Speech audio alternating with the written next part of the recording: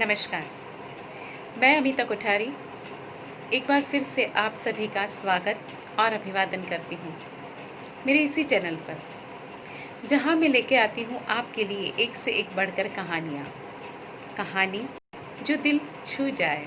इस श्रृंखला के अंतर्गत आज की जो हमारी कहानी है उसका शीर्षक है ईश्वर का न्याय। ये कहानी पंजाब के एक छोटे से गांव में स्थित रमेश चंद्र शर्मा जी के जीवन में घटी एक सत्य घटना पर आधारित है। कहते हैं कि वृक्ष और मनुष्य में एक साधारण से दिखाई देने वाला तफावत है। वृक्ष जो बढ़ने लगता है, जैसे जैसे उस पे फल लगने लगते हैं, वो धरती की ओर झुकने लगता है। और एक मनुष्य है, वो जैसे जैसे बढ़ने लगता है, उसका दिमाग सातों आसमान के ऊपर चढ़ने लगता है। वो अपने आप को समर्थ समझने लगता है। ये कहानी है पंजाब के खन्ना गांव में रहने वाले रमेश चंद्र शर्मा जी की। वे कहते हैं कि काफ़ी कुछ धनी था मैं, मेरे पास पैसे अच्छे मैंने कमाए हुए थे और मेरा खुद का मेडिकल स्टोर भी था जो बहुत अच्छा खासा चल रहा था। ज्यों ज्यों मैं पैसे कमाने लगा, वैसे वैसे पैसे कमाने की लालच मेरी बढ़ती चली गई। जैसे तैसे करके बस मुझे तो मुनाफा ही कमाना था। 10 रुपये में मिलने वाली दवाई मैं आराम से 70-80 रुपये में बेच सकता था। मुनाफा दुगना ही नहीं, दुगने से कई गुना ज़्यादा मुझे मिलने लगा। ऐसा नहीं कि इस व्यवसाय में काम करने वाले सभी लोग ऐसे होते हैं, पर हाँ, मैं ऐसा था। मुझे बस बड़ा आदमी बनना था। रमेश चंद्र जी ने इस व्यवसाय से, इस मेडिकल स्टोर से काफ़ी पैसे कमाए थे, जिससे उन्होंने काफ़ी सारे प्लॉट्स खरीदे, यहाँ तक कि अपनी खुद की एक छोटी सी लेबोरेटरी भी शुरू कर दी। दिन दुना रात चौगुनी प्रगति कर रहे थे। पर उनकी दुकान पर यदि कोई समय का मारा आ जाता और कहता कि कुछ पैसे कम कर दो या मदद कर दो, तो वो साफ इनकार कर देते थे। एक समय की बात है, एक बूढ़ा आदमी उनके मेडिकल स्टोर पे आता है। बहुत परेशान सा, व्यथित दिख रहा था वो। आके उसने एक पर्ची रमेश चंद्र जी के हाथ में थमाई। प्रिस्क्रिप्शन था उस पर, और रमेश जी वो सारी दवाइयाँ निकालने लगे।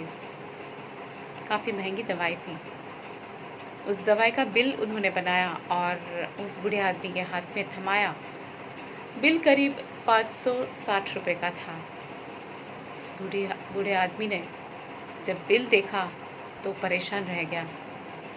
अपनी सारी जेबें टटोली उसने, और तब कहीं जाकर मुश्किल से 180 रुपये जुटा पाया। उसने विवशता से, विनम्रता से रमेश चंद्र जी से कहा, देखिए भाई, मेरे पास अभी तो 180 रुपये ही है, पर इस दवाई की मुझे बहुत ज़रूरत है। मेरी बीवी बहुत ही बीमार है।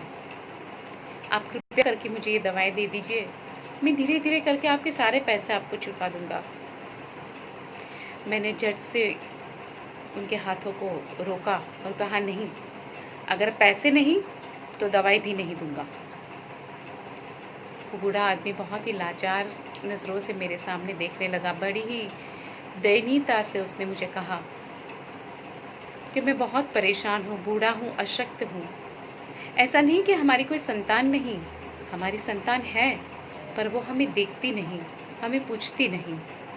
इतना बूढ़ा और अशक्त हो गया हूँ कि बाहर जाके कोई काम करके मैं पैसे भी नहीं कमा सकता, और अपनी नज़रों के सामने अपनी बीवी को मैं मरते हुए भी नहीं देख सकता।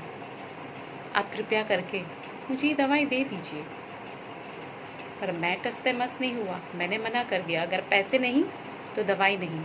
हालांकि उन्हें देने के लिए जो मैंने दवाई निकाली थी वो महज 120 रुपये की थी। उसके पास से जो 180 रुपये मिले थे, उसमें से अगर 150 रुपये भी मैं ले लेता ना, तो भी मुझे 30 रुपये का मुनाफा था। पर नहीं, मेरी तो लालच परवान चढ़ी हुई थी। मुझे तो ज़्यादा पैसे चाहिए थे।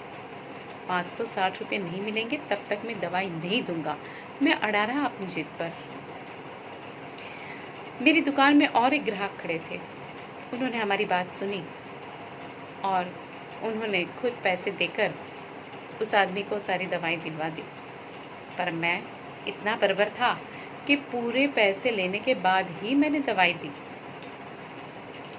दिन बीतते चले गए, कैलेंडर में तारीख बदल गई, साल भी बदल गया। वो बात थी 2008 की और अब चल रहा है 2009। एक साल कहाँ बीत गया पता ही नहीं चला। और अचानक से एक दिन मेरे बेटे की तबीयत बहुत खराब हो गई। जब अस्पताल में डॉक्टर के पास लेकर गया तो पता चला कि उसे ब्रेन ट्यूमर है।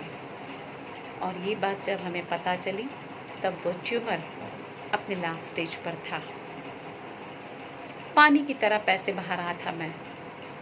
डॉक्टरों से कहा चाहे उतने पैसे ले लो पर बस मेरे बेटे को ठीक कर दो।